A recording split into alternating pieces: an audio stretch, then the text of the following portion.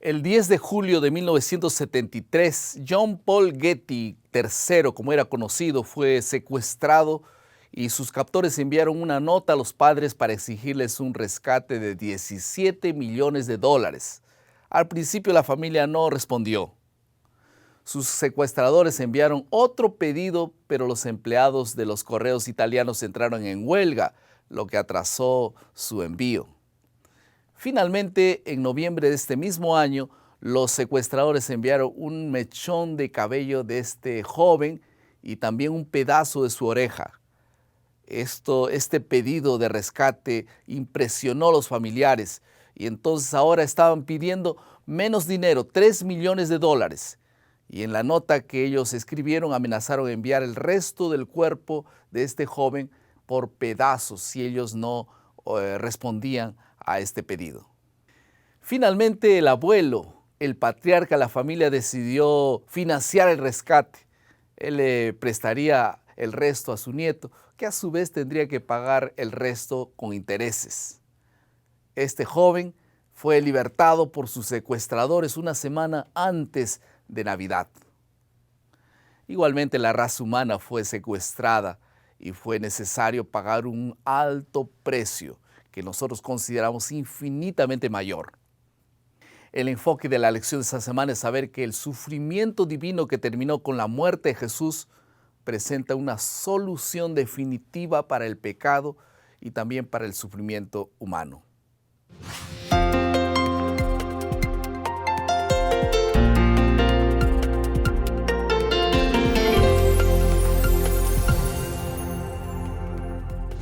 Bienvenidos al bosquejo de la lección de la escuela sabática. Estamos llegando a la recta final de la serie de lecciones que estudiamos en este trimestre. Y el título de la lección número 12 es El Redentor de Job.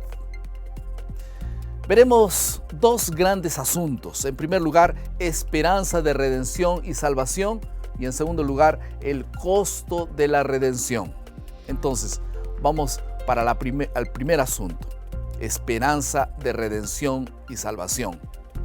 Job 19:25 es uno de los textos más citados en el libro de Job y que representa un progreso significativo de Job de la desesperación a la esperanza.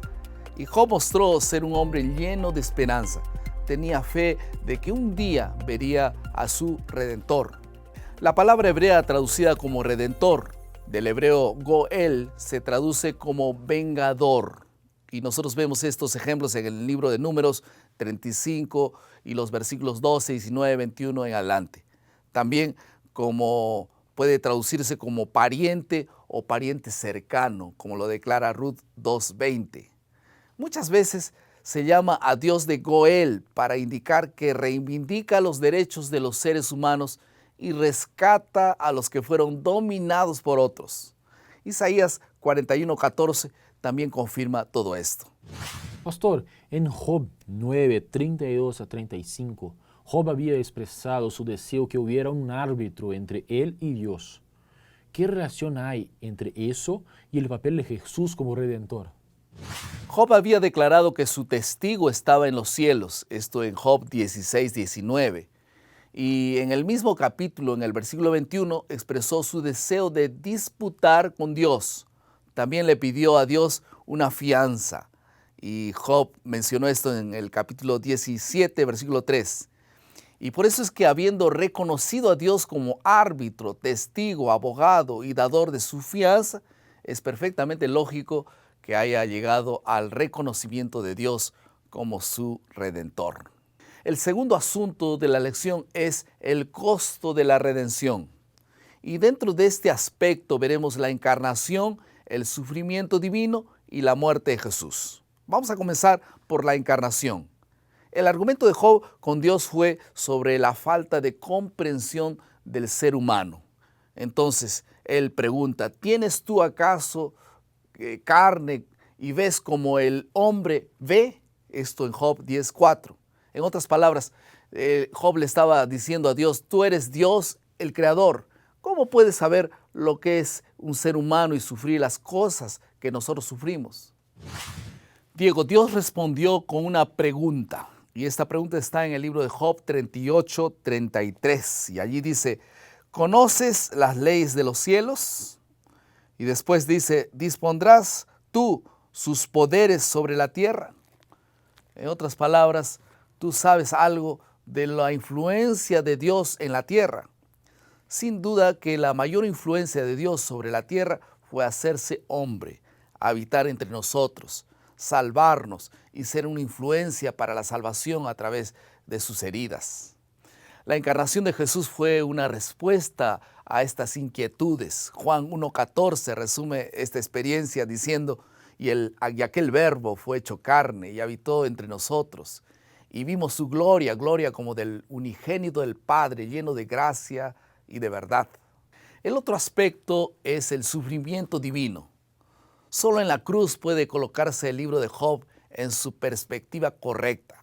Jesús tuvo que sufrir por el pecado de un modo que ningún otro ser humano, inclusive Job, jamás sufriría o sería capaz de sufrir. Cuando Jesús clamó en agonía en la cruz, Dios mío, ¿por qué me has desamparado? Él realmente sentía una separación de su Padre por causa de todos los pecados del mundo, como dice 2 Corintios capítulo 5, versículo 21. Parecía que finalmente Satanás había vencido. El triunfo del mal parecía perfecto. La naturaleza se escondió en la oscuridad y sufrió junto a su Creador. Hasta Dios mismo parecía estar en silencio. Aquel debía ser el sufrimiento supremo. El tercer asunto tiene que ver con la muerte de Jesús. En primer lugar, satisfacer las exigencias de la justicia de Dios. Usted puede confirmar esto en el libro de Gálatas capítulo 2. Una segunda razón de la muerte de Jesús era sin duda salvar al ser humano de la muerte eterna.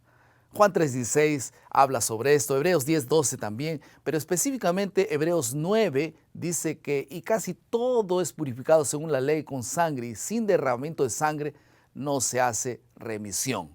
Allí está una base para decir por qué Jesús necesitó morir. Algunas aplicaciones al final de esta lección. En primer lugar, Job consideraba a Dios como creador. Y después de la cruz, nosotros vemos no solo como creador, sino también como redentor. Amén por esto.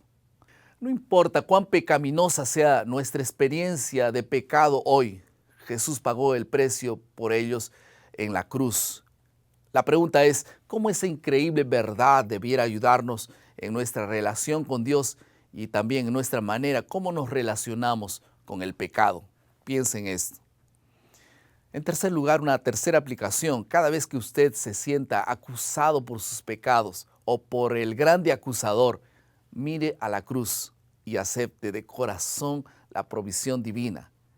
Y no se preocupe por lo que Dios piensa de usted, sino que lo que Dios piensa de Jesús, porque su justicia y nuestra justicia está escondida detrás de Jesús.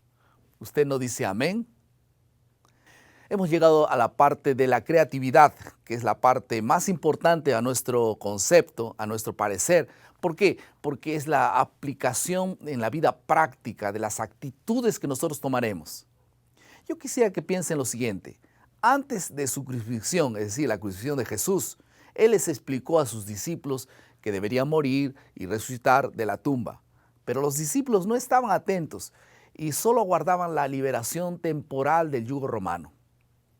Nosotros necesitamos estar atentos al mensaje de la cruz y transmitir con pasión que nuestra esperanza no está en las cosas temporales y sí en las cosas eternas. Por favor, elija una persona a quien usted pueda bendecir con el mensaje de esperanza. Ore por ella, acérquese a ella y esta semana usted pueda mostrar que el mensaje de la cruz pueda tener mucho significado para esa persona. Hemos llegado al final de nuestro bosquejo y esperamos que haya sido de gran bendición para el estudio de la palabra de Dios. Y recuerde siempre, maná, cada día, cada uno, cada mañana es alimento para la vida. Que Dios te bendiga.